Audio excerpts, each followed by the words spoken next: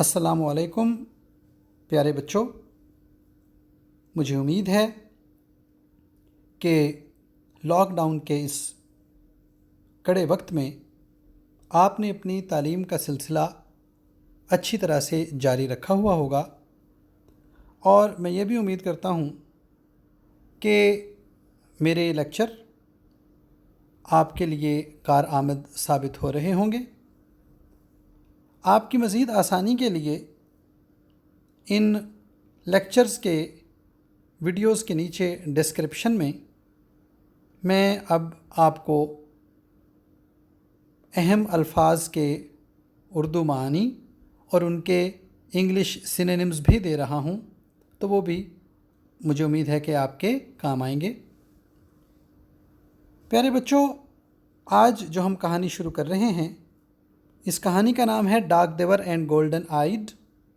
ڈاک دیور وہ لوگ کالے تھے، اینڈ گولڈن آئیڈ اور سنہری آنکھوں والے تھے۔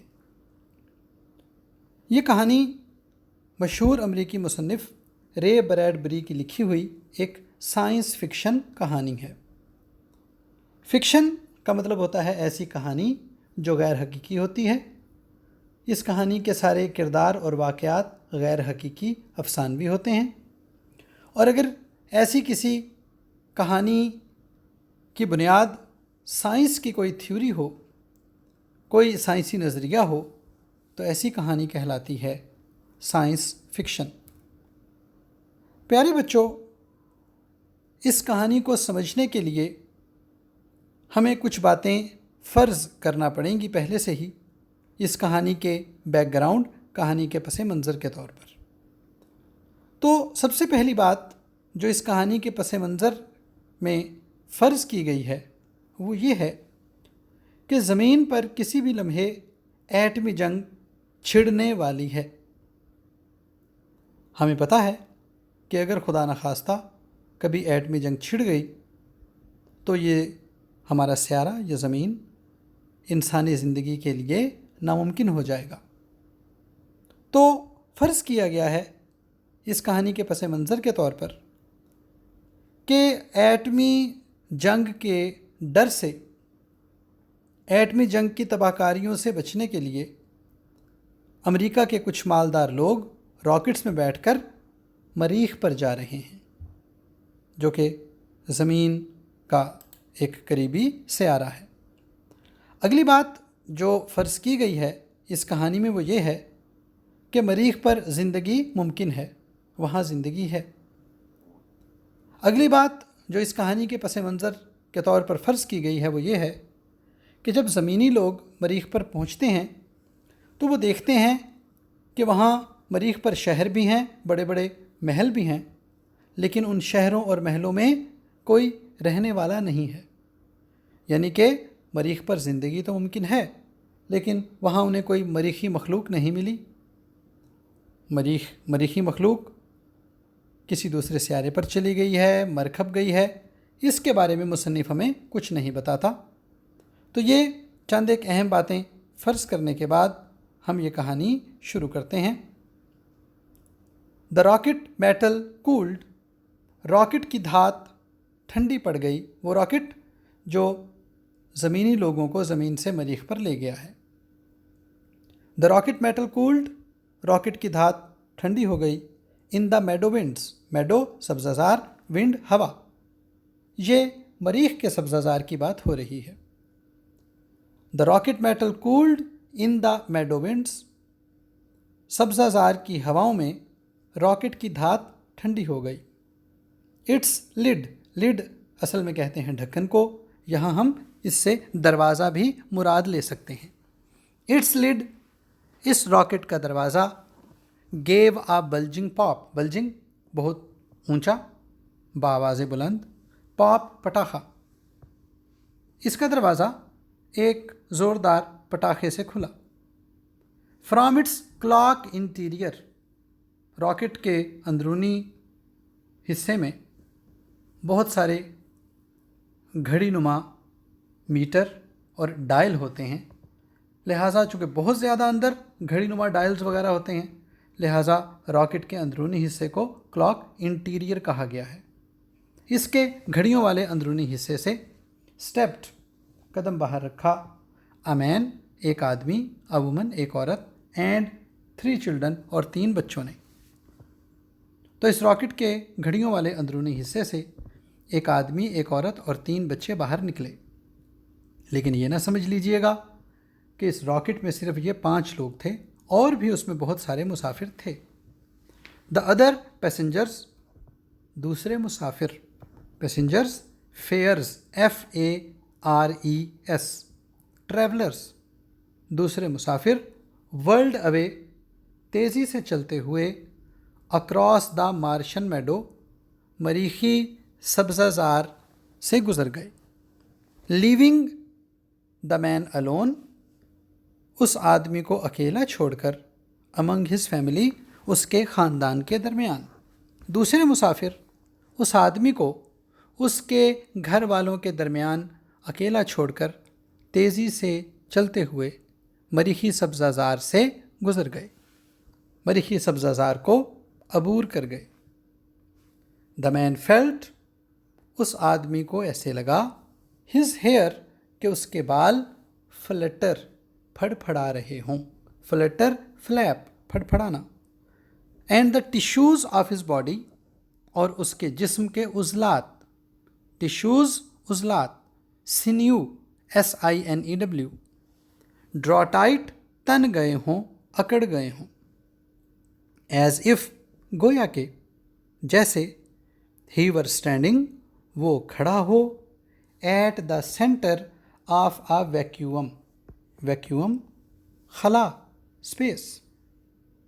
اس آدمی کو ایسے لگا جیسے اس کے بال پھڑ پھڑا رہے ہوں اور اس کے جسم کے عضلات تن گئے ہوں، گویا کہ وہ کسی خلا کے وسط میں کھڑا ہو۔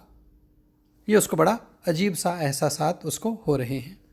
ہز وائف، اس کی بیوی، بیفور ہم، اس کے سامنے، سیمڈ، ایسے لگ رہی تھی، آلموسٹ، کہ تقریباً، ٹو ورل اوے، ورل اوے، ہوا کا بگولا، گرد باد، ان اسموک، اس کے سامنے کھڑی اس کی بیوی ایسے لگ رہی تھی کہ وہ دھوئیں کے گرد باد میں، دھوئیں کے بگولے میں غائب ہو گئی ہے۔ غائب ہوئی نہیں، یہ اس کو صرف لگ رہا ہے۔ دا چلڈرن، اور بچے، اسمال سیڈس، چھوٹے چھوٹے بیجوں کی طرح، might at any instant, instant, moment, لمحے، کسی بھی لمحے، بی سون، بو دیے جائیں گے، ٹو آل دا مارشن کلائمز، کلائم، آب و ہوا کا خطہ، کلائمٹ۔ بچے کسی بھی لمحے چھوٹے چھوٹے بیجوں کی طرح تمام مریخی خطوں میں بو دیے جائیں گے۔ اس کو ایسے لگ رہا ہے جیسے اس کی بیوی بھی ابھی دھواں بن کر غائب ہو جائے گی اور بچے بیجوں کی طرح بکھر جائیں گے۔ The children looked up at ہم، بچوں نے نظریں اٹھا کر اسے دیکھا، as people look to the sun, جیسے لوگ سورج کی طرف دیکھتے ہیں، ٹو ٹیل، یہ جاننے کے لیے، what time of their life it is، کہ یہ ان کی زندگی کا کون سا وقت ہے۔ ٹیل کا مطلب ہوتا ہے بتانا، لیکن ٹیل کے بعد میں خصوصاً اگر کوئی WH ورڈ آ جائے، what when where how، تو پھر ٹیل کا مطلب ہوتا ہے جاننا۔ بچوں نے نظریں اٹھا کر اسے ایسے دیکھا جیسے لوگ اپنی زندگیوں میں وقت جاننے کے لیے سورج کی طرف دیکھتے ہیں۔ ہز فیس واز کولڈ، اس کا چہرہ سرد تھا۔ واٹس رانگ، کیا مسئلہ ہے؟ آسکڈ ہز وائف، اس کی بیوی کو پتہ چل گیا کہ وہ کوئی اچھا فیل نہیں کر رہا، تو بیوی نے پوچھا کیا مسئلہ ہے؟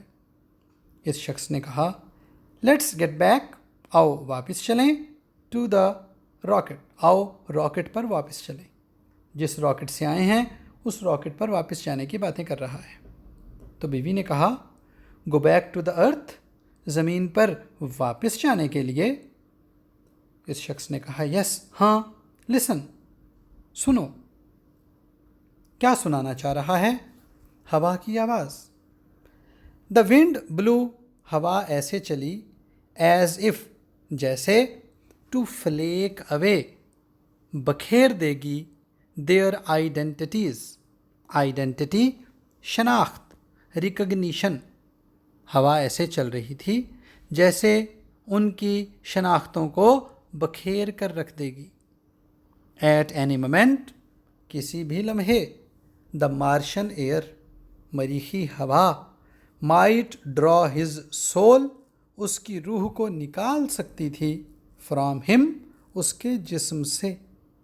ایز میرو کمز، جیسے گودا نکلتا ہے، فرام آ وائٹ بون، جیسے سفید ہڈی سے گودا نکلتا ہے، یعنی کہ بڑے آرام کے ساتھ. کسی بھی لمحے یہ مریخی ہوا اس کے جسم سے اس کے روح کو ایسے نکال سکتی تھی جیسے ایک سفید ہڈی سے گودا نکلتا ہے. یعنی کہ اس کو لگ رہا تھا کہ مریخی ہوا کسی بھی لمحے اس کو مار سکتی ہے. ہی فیلٹ سبمرجڈ، سبمرجڈ ڈوبا ہوا ہونا، غرق ہونا. ہی فیلٹ سبمرجڈ، اسے لگ رہا تھا کہ وہ غرق ہوا ہے. ان اے کیمیکل، ایک ایسے کیمیائی مادے میں، that could dissolve his intellect, dissolve ختم کر دینا، تحلیل کر دینا. انٹلیکٹ، عقل و دانش، سوچنے سمجھنے کی صلاحیت. And burn away his past, اور اس کے ماضی کو جلا دے گی. اسے ایسے لگا کہ وہ کسی ایسے کیمیائی مادے میں ڈوبا ہوا ہے جو اس کی عقل و دانش کو تحلیل کر دے گا اور اس کے ماضی کو جلا دے گا. مریخ پر آتے ہی اس کو بڑا عجیب لگ رہا ہے.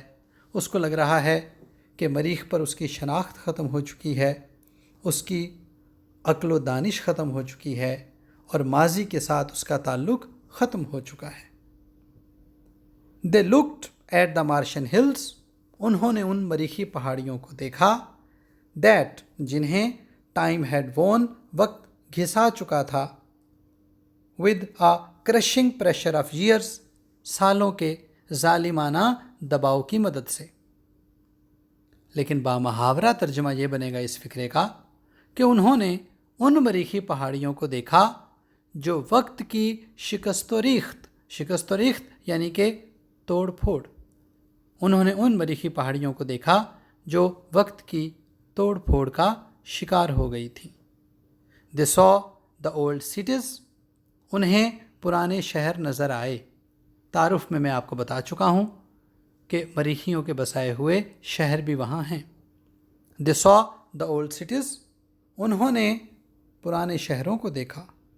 Lost، جو گم ہو چکے تھے. In their meadows، اپنی چراگاہوں میں، اپنے سبزہ زاروں میں.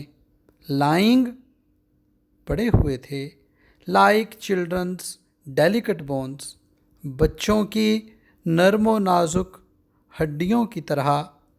Among the blowing lakes of grass، گھاس کی لہلہاتی ہوئی جھیلوں میں. گھاس کی جھیلیں نہیں ہوتی، گھاس کے میدان ہوتے ہیں، لیکن اگر گھاس بہت اونچی ہو، جب ہوا چلتی ہے تو گھاس بھی لہروں کی طرح ہی حرکت کرتی ہے. انہیں پرانے شہر نظر آئے جو اپنے سبزہ زاروں میں گم، گھاس کی لہلہاتی جھیلوں میں بچوں کی نرم و نازک ہڈیوں کی طرح پڑے تھے. اگر کسی گھاس کے میدان میں ہمیں بچوں کی ہڈیاں نظر آئیں تو ہمیں ڈر بھی لگے گا اور ان بیچارے بچوں پر ترس بھی آئے گا. تو ان پرانے شہروں کو دیکھ کر زمینی لوگوں میں بھی ڈر اور ترس کے وہی احساسات پیدا ہو رہے ہیں. چن اپ ہیری، چن اپ، حوصلہ رکھو ہیری. سیڈ ہز وائف، اس کی بیوی نے کہا. اٹس ٹو لیٹ، بہت دیر ہو گئی. مطلب یہ فیصلہ کرنے میں، واپس جانے کا فیصلہ کرنے میں تم نے بہت دیر کر دی ہے. ویو کم، ہم آ چکے ہیں. over 60 million miles. ہم 6 کروڑ میل دور آ چکے ہیں. 60 ملین اردو میں 6 کروڑ بنے گا، لیکن ہم اسے 60 ملین بھی کہہ سکتے ہیں. The children with their yellow hair. Yellow hair زرد بال. زرد بالوں والے بچے hollered. holler چلانا، شور مچانا. At the deep dome of the Martian sky. پڑھ چکے ہیں ہم پہلے سبق بٹن میں کہ ڈوم کا مطلب گنبد. زرد بالوں والے بچے مریخ کے گہرے گنبد والے آسمان کی طرف دیکھ کر چلائے. There was no answer. انہیں کوئی جواب نہ ملا. But the racing hiss of wind. Racing تیز، speedy. Hiss پھنکار. انہیں ہوا کی تیز پھنکار کے علاوہ through the stiff grass. stiff سخت، اکڑی ہوئی. انہیں سخت گھاس میں سے گزرنے والی ہوا کی تیز پھنکار کے علاوہ کوئی جواب نہ ملا. He picked up the luggage. اس نے سامان اٹھایا. luggage سامان، baggage. In his cold hands. اس نے اپنے سرد ہاتھوں میں سامان اٹھایا. Here we go. آؤ چلیں. جب کوئی کام شروع کیا جاتا ہے تو انگریزی میں کہتے ہیں here we go. He said. اس نے کہا. A man. ایک ایسے آدمی کی طرح. Standing on the edge of a sea. edge کنارہ، جو کسی سمندر کے کنارے کھڑا ہو. ریڈی اور تیار ہو. ٹو ویڈ ان. جہاں پانی کم ہوتا ہے اس کم پانی میں چلنے کو ویڈ کہتے ہیں. اس کو سپلیش یا پیڈل بھی کہتے ہیں. ریڈی ٹو ویڈ ان سمندر میں چلنے. اینڈ بی ڈراؤنڈ اور ڈوب جانے کے لیے تیار ہو. آؤ چلیں. اس نے کہا ایک ایسے آدمی کی طرح جو کسی سمندر کے کنارے کھڑا ہو اور سمندر میں چلنے اور ڈوب جانے کے لیے تیار ہو. جیسے کوئی آدمی سمندر میں چلتا جائے تو اس کو پتہ ہوتا ہے کہ اگر وہ سمندر میں چلتا جائے گا تو وہ ڈوب جائے گا اور کبھی بھی زندہ ساحل پر واپس نہیں جا سکے گا. تو اب اس شخص کے بھی یہی احساسات ہیں. اسے پتہ ہے کہ ایک دفعہ اگر وہ مریخ میں چلا گیا تو پھر وہ کبھی دوبارہ زمین پر اپنے سیارے پر واپس نہیں جا سکے گا. They walked into town. وہ بستی میں چلتے گئے. بچوں، ہمیں پتہ ہے کہ مریخ پر پہلے سے شہر موجود ہیں اس کہانی میں، لیکن یہ زمینی لوگ جب مریخ پر جاتے ہیں تو یہ مریخیوں کے بنائے ہوئے گھروں میں، ان کے بسائے ہوئے شہروں میں نہیں رہ رہے، بلکہ انہوں نے الگ سے اپنی ایک بستی بسائی ہے. اور یہ جو زمینی لوگوں کی بنائی ہوئی بستی ہے اسے اس لیسن میں ٹاؤن کہا گیا ہے یا سیٹلمنٹ کہا گیا ہے. They walked into town. وہ بستی میں چلتے گئے. بچوں، آج کے لیے اتنا ہی. انشاءاللہ کل ہم اگلے لیکچر کے ساتھ اس سلسلے کو جاری رکھیں گے. تب تک کے لیے اجازت. خدا حافظ.